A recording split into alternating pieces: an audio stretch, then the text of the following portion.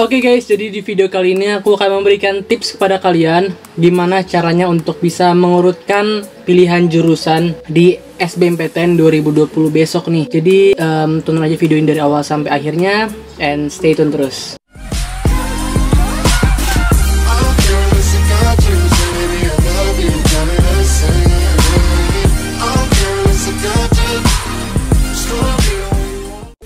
Halo guys, selamat datang kembali di channel YouTube aku, Pat Oliver. Buat yang udah subscribe, thank you banget. Dan jangan lupa juga untuk klik tombol loncengnya agar kalian tidak ketinggalan video-video terbaru dari YouTube aku. Dan buat kalian yang baru mengunjungi channel ini, di channel ini aku ngebahas banyak seputar pendidikan ataupun edukasi di tingkat perkuliahan dan juga video-video menarik lainnya tentunya. Dan jangan lupa juga nih, kalian juga bisa follow Instagram aku @patutoliver. Oh iya, linknya ada di bawah sini, langsung kalian klik aja. Nggak perlu lama-lama lagi, kita bakal ngebahas nih gimana caranya untuk bisa mengurutkan pilihan jurusan di SBMPTN 2020. Ini simple banget sebenarnya. Oke, langsung aja kita mulai ke pembahasannya. Oke, sebelumnya kita bakal balik dulu ke SBMPTN break sebelumnya, bahwa kejadian di SBMPTN 2020 ini sebenarnya udah terjadi dari SBMPTN yang ada di tahun 2018 dan ya yang lebih lalu lagi kayak 2017, 2018, 2016 gitu. Dan ini kenapa aku bilang gampang, aku juga udah pernah mengalami ini, bahkan 2 kali aku ngalaminya, yaitu di SBMPTN 2017 dan 2018. Dimana sistemnya sama kayak SBMPTN 2020 ini, kalian harus memilih jurusan dulu sebelum kalian mengikuti ujian dan tanpa mengetahui skor yang akan kalian dapatkan. Jadi ini sebenarnya bukan sebuah problem yang sangat sulit ataupun masalah baru, karena ini sudah terjadi di SBMPTN sebelumnya. Dari pengalamanku juga aku mau sharing bahwa sebenarnya ada beberapa kondisi yang bikin tahun ini agak ribet, dimana terakhir itu 2018 kalian bisa memilih hingga 3 program studi, dimana di pilihan berapapun itu memiliki peluang yang sama untuk bisa lolos asalkan kalian memiliki nilai yang cukup baik di SBMPTN-nya. Tetapi sejak tahun 2019 kalian hanya bisa memilih maksimal 2 program studi. Dan untuk tahun 2020 ini, kalian tetap hanya bisa maksimal hingga 2 program studi pilihan. Namun ada sebuah berita buruk bahwa aku pernah dengar dan memang benar nyata bahwa untuk pilihan kedua ini cukup riskan dan karena mirip sama kayak SNMPTN, di mana beberapa perguruan tinggi negeri ini tidak mau ditaruh di pilihan kedua, ataupun mereka hanya memilih orang-orang yang memilih mereka di pilihan pertama atau yang memprioritaskan mereka. Tapi di sini tidak menutup kemungkinan ya bahwa pilihan kedua tidak bisa terima. Tapi memang benar adanya bahwa beberapa universitas ataupun PTN-PTN tidak ingin dinomor 2-kan. Itu sudah resmi dinyatakan, seperti sebut saja Universitas Jember. Mereka sudah pernah, kalian bisa lihat juga bahwa mereka tidak ingin dinomor 2-kan. Tetapi tidak menutup kemungkinan juga kalian dapat diterima di pilihan kedua. Tapi mereka hanya memprioritaskan yang ingin mendaftar di pilihan pertama. Oke, jadi langsung aja kita masuk bagaimana cara memilih pilihan pertama dan kedua.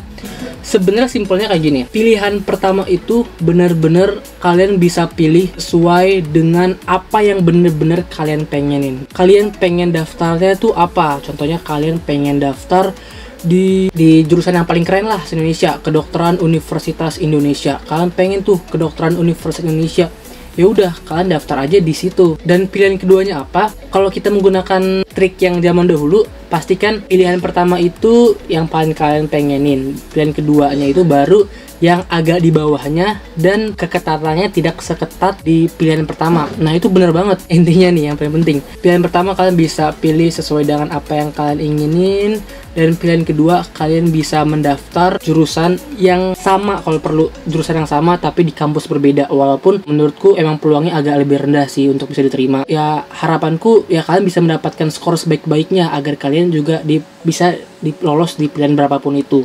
Untuk pilihan kedua ini banyak juga yang nanya, lebih baik 1 program studi tapi 2 kampus yang berbeda, atau 1 kampus yang sama tapi 2 program studi yang berbeda. Kalau dari aku pribadi, dan memang seharusnya seperti ini gitu, aku lebih menyarankan kalian untuk memilih 1 program studi dengan 2 kampus yang berbeda. Karena kenapa?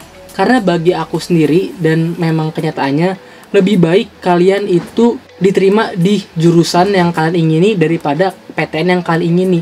Karena kalian itu kuliah bukan sekedar mencari nama kampus kalian itu apa, tapi kalian itu pengen menjadi apa gitu loh, bukan karena kampusnya tetapi karena diri kalian sendiri gitu. Contohnya kayak kalian pengen ilmu pemerintahan, ya udah berarti kalian cari nih ilmu pemerintahan di kampus yang keketatannya tinggi, baru ilmu pemerintahan di universitas yang keketatannya nggak terlalu tinggi gitu sih. Saran yang aku bisa kasih, yang paling penting adalah jurusan.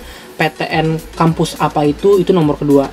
Tapi kalau kalian emang nggak terlalu yakin banget sama jurusan kalian, atau di PTN tersebut juga ada jurusan yang masih tipe dan apa yang kalian pengenin, nggak menutup kemungkinan juga kalian juga bisa mendaftar satu PTN di 2 program studi yang berbeda. Contohnya kalian pengen di UGM, satunya itu kedokteran, dan keduanya itu biologi UGM ataupun gizi UGM. Ya nggak masalah asalkan kalian benar-benar nyaman sama jurusan tersebut. Atau kalian lagi tadi kalian pengen manajemen UI, terus pilihan keduanya kalian pilih administrasi fiskal UI, ya itu nggak masalah juga sih, asalkan mereka menurut kamu itu masih passion kamu dan jurusan itu juga masih tipe, ya nggak masalah. Karena seperti yang udah aku bilang tadi, kemungkinan besar dan memang ada untuk tahun ini PTN tidak ingin dinomor 2-kan. Seperti itu sih teman-teman.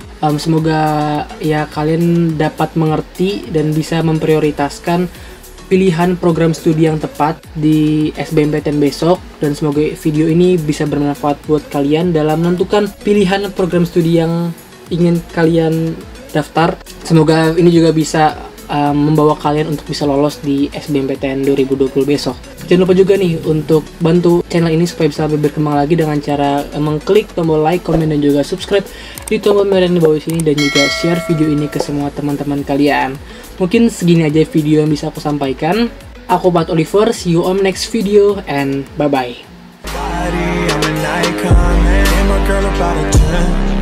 Should fuck her in the Benz.